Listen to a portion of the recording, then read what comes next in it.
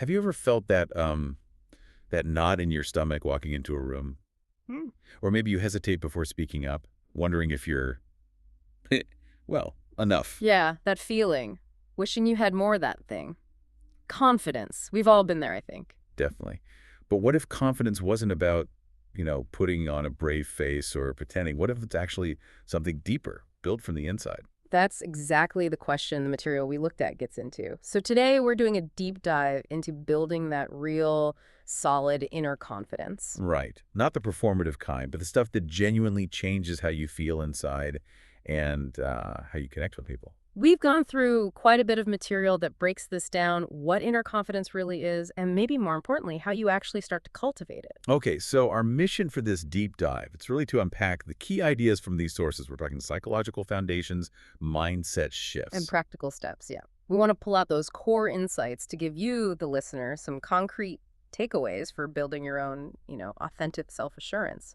And what really jumped out from the sources is this empowering idea. Confidence isn't fixed. It's not something you're just born with. Exactly. It's something you can build, you develop it. The material makes it pretty clear that, yeah, a facade might get some attention. But it's fleeting, right? Right. The real connection, the stuff we actually want, that comes from showing up as your genuine self. And that self is rooted in this deeper inner confidence. So where do the sources start? What's the foundation?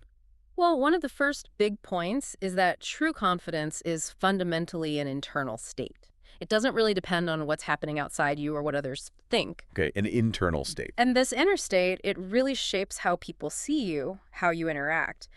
When you're coming from that place of genuine inner confidence, it signals things like self-respect, emotional stability. Which are pretty attractive qualities when you're trying to connect with someone. Incredibly compelling, yeah. Yeah. Especially for forming meaningful connections. So it's not just one feeling then, it's more complex. Exactly. The sources describe it as multifaceted. It connects to your self-perception, obviously, but also how you handle relationships and your general sense of personal empowerment. And there was a really interesting point in the material about relational dynamics, how confidence is perceived differently sometimes. Oh, like how? Well, the research we looked at mentioned that for women, often their self-concept is described as largely relational. It's tied pretty strongly to establishing and maintaining connections based on things like empathy and mutuality. Okay. So how does that relate to confidence in, say, men? It leads to this point. A man's confidence is often perceived as more appealing when it's relationally aware, when it shows empathy, when it fosters that sense of mutual respect. Ah, so not just bravado or dominance. It's confidence plus connection skills. Precisely. It creates much better ground for a real connection because it aligns with values often prioritized in relationships, like that empathy we mentioned. It contrasts sharply with just, superficial displays. That makes a lot of sense. It feels more whole. And this all comes back to that bedrock idea, genuine self-acceptance. The material is really clear that a negative self-image is a huge barrier. Where does that negative image usually come from? Lots of places, according to the sources. Ah, Societal expectations, media images that are totally unrealistic, personal history, maybe criticism, even trauma. right. Understanding those roots just reinforces that building confidence isn't about chasing some external ideal. It's about accepting and working with who you actually are, authentically. Which is good news because it means you're not stuck. You can actually build confidence. Absolutely. You can work on it. Yeah. And the sources also brought up optimism as a supporting factor here, like a psychological boost. Optimism. How does that fit in? Well, having an optimistic expectation of success, basically, believing you have a decent shot at something, makes you more likely to take initiative. To actually try. Yeah, whether it's approaching someone new or tackling a project. That positive expectation empowers action, especially in social situations. But trying socially, that often brings up that fear of judgment Right, or rejection. totally.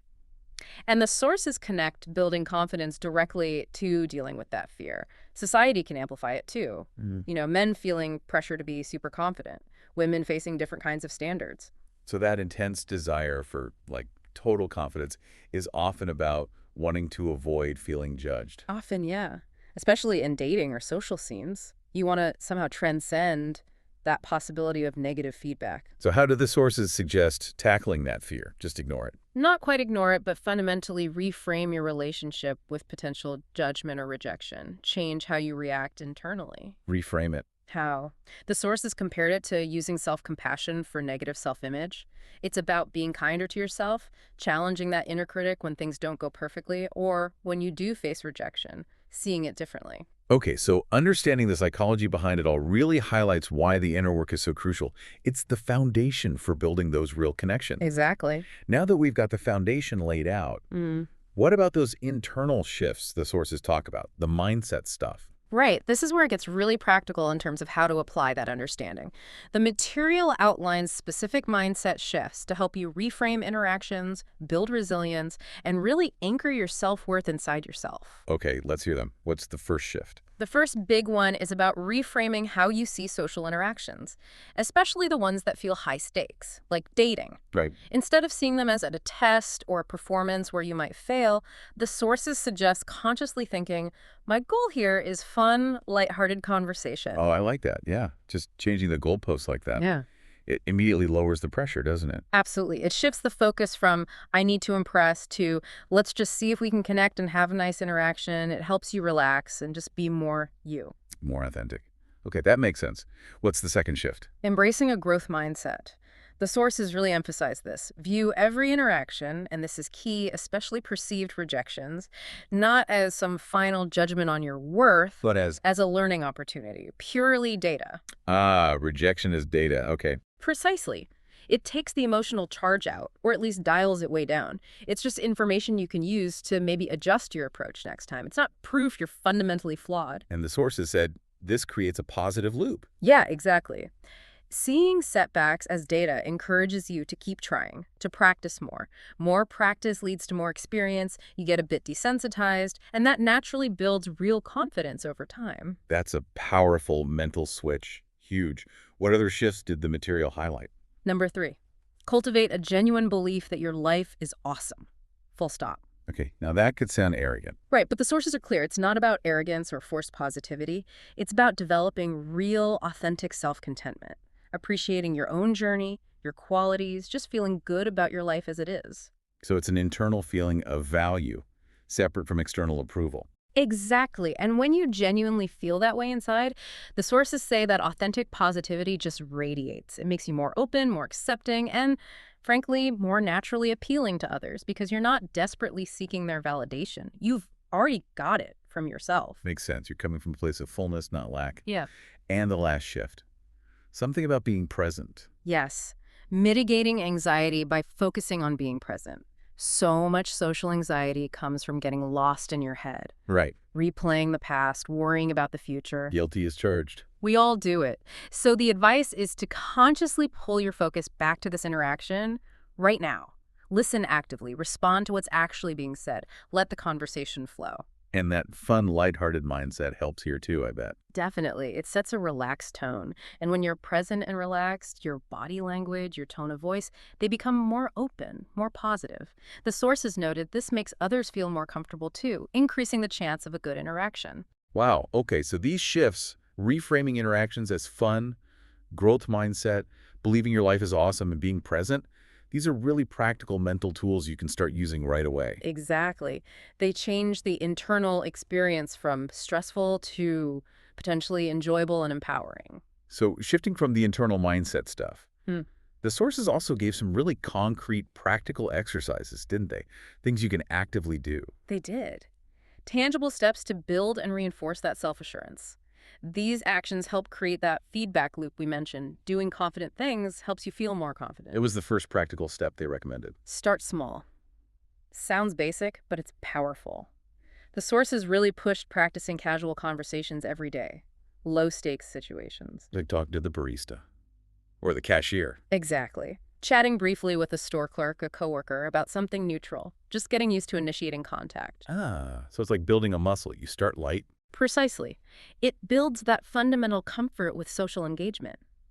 It desensitizes you a bit, so the idea of approaching someone you're actually interested in feels less huge, less daunting. It's like gentle exposure therapy. Okay, start small. Yeah. Makes sense. What else? Body language came up a lot too, Yes, right? definitely. Deliberately adopting confident posture was presented as a key technique. Stand tall, shoulders back, head up, make eye contact. The classic advice. Right, but the sources explained why it works. It's not just about appearances, it taps into that biofeedback loop, fake it till you make it, essentially. Your body's posture can actually influence your mind and emotions. So standing confidently can trick your brain into feeling more confident. To an extent, yes. They even suggested simple things like practicing standing against a wall to feel what good alignment feels like, and then when others react positively to your more confident nonverbals, that reinforces the feeling internally. Interesting. And related to that, I think, was vocal practice. Yes. Speaking from the diaphragm, using a moderate volume and pace, avoiding those high-pitched nervous tones or mumbling. A clear, steady voice just sounds more self-assured. It definitely projects competence, yeah. A Yeah. shaky voice can undermine everything else. What about the internal chatter? Self-talk. The sources talked about using positive affirmations or maybe just self-hyping before an interaction. Like a little pep talk in your head. Exactly. Using phrases like, I've got this, or I'm capable, I am charming, whatever resonates. It primes your mind, bolsters your belief, and helps counter that self-doubt that can creep in. Ideally, you pair this with self-compassion for when things don't go perfectly. Give yourself a mental edge. Okay. And the last practical tip seemed almost superficial, but maybe not. Personal presentation. Right. Paying attention to dressing well, grooming. The sources framed it not as the source of confidence, but as a contributing factor. It's about feeling prepared, showing self-respect. Like putting on your game day uniform. Kind of. When you feel you look presentable, your clothes fit well, they reflect who you are, it just helps you carry yourself better. And how others initially perceive you can feed back into how you feel. It's a piece of the puzzle. So all these actions, practicing small talk, body language, voice, self-talk, Mhm. presentation, they're things the sources outlined as active ways to train your confidence muscle. Mm-hmm. Which leads us beautifully into something the sources kept coming back to, both as a result of confidence and a path to deeper connection. Authenticity. Being genuine. Yeah. It's not just a nice idea. The material strongly suggests it's the most sustainable, the most attractive way to build real, meaningful relationships. What do the sources mean by authenticity in this context? Just being honest. It's more than just not lying. It's the willingness to take risks for intimacy, to express your real feelings, your thoughts, your values, even if it feels vulnerable. Prioritizing that honesty over putting up a front or trying to be someone you think others want. And did the sources link this to actual relationship success? They did. They mentioned research showing that high authenticity scores tend to correlate with better long-term relationships, higher emotional intelligence, more secure attachment styles. It makes intuitive sense, right? You're building something real. Because if you show up as your authentic self, you attract people who actually resonate with that person, not some character you're playing. Exactly. The sources drew a contrast with things like, playing hard to get. Sure, maybe it creates some initial intrigue, but it's unlikely to lead to a fulfilling, lasting partnership because the foundation isn't real. And maintaining a facade sounds exhausting. Totally exhausting. And it prevents true connection because the other person isn't connecting with you. Plus, trust gets damaged when the mask eventually slips. The sources also call authenticity a kind of filter, right? Yeah, a natural filter. If someone is put off by the real you, your quirks, your views, the material suggests they probably weren't a good long-term fit anyway. So being authentic actually saves you time and heartache by reading out incompatible people early on. But that sounds scary, especially if you've spent years hiding parts of yourself. Mm-hmm. Did the sources talk about how to actually become more authentic? They acknowledged it's a journey. It should be gradual, respecting your own comfort zone. The aim isn't to suddenly reveal everything, but to slowly find partners who value the real you, imperfections included. How do you start, though? It requires consciously working on overcoming those fears. Fear of conflict, fear of judgment, maybe people-pleasing habits. The sources mention challenging negative self-talk about your supposed flaws, reframing them as just part of your uniqueness, and then gradually, deliberately starting to express those parts of you that you've kept hidden. And this loops right back to confidence, doesn't it? Fundamentally, the courage to be authentic, that's deeply linked to self-confidence. The sources argue that when you have a stronger internal sense of self-worth, you become less dependent on external validation. You can tolerate potential rejection better because your core value isn't on the line. So practicing authenticity actually builds confidence, too. It's a two-way street. Exactly. It strengthens that inner core. And the sources position it as the direct route to attracting and forming those genuine, deep connections that are ultimately way more satisfying. Okay, so to kind of wrap up this deep dive into the material, Mm, we've seen that genuine confidence really is an internal thing, something you actively build. right. We looked at the psychology behind it, those powerful mindset shifts the sources recommended for reframing challenges, The practical, actionable steps for actually training your confidence. and the crucial role of authenticity. It's both foundation and an outcome, really. Yeah? And the sources were clear. It's a process, a journey, not an overnight fix. And building this kind of inner confidence, as the material really underscores, it's not just about dating or social stuff. It affects everything. How you feel about yourself, how you move through the world. So, based on everything we've pulled from the sources today, here's a thought to chew on. If genuine confidence really does come from within, how much of your experience of the external world is actually just a reflection of that inner state? Or maybe think about it this way, something the sources really pushed. What if embracing your authentic self, including all the vulnerabilities, isn't the risk to connection you fear it is, but actually the only real gateway to it? Thank you for joining us for this deep dive.